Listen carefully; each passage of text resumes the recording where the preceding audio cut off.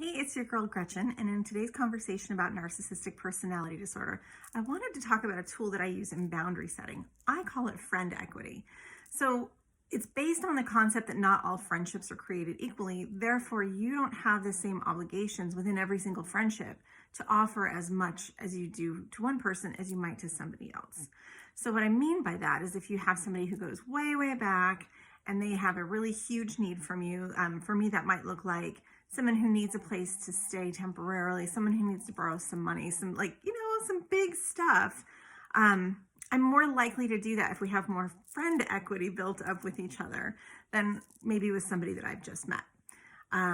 It also could look like if I did just meet somebody and they were really, really there for me, I would more quickly build the relationship in my mind to a place where I would do more for them.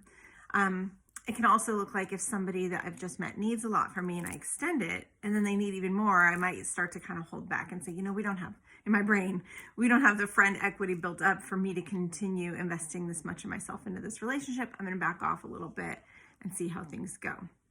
There's another piece of this, though, that I want to put out there, which is something that I do to myself that you might relate to.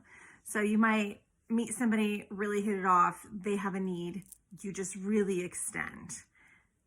But then they didn't ask you to do that. You just saw an opportunity of a way to help, you took it upon yourself to help.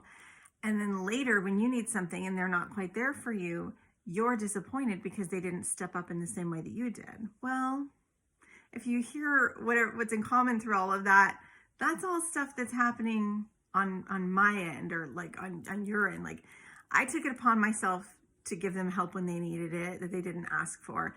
I set an expectation of what they would agree to do for me. They didn't agree to do anything for me. And then I was the one who was disappointed when those expectations weren't met.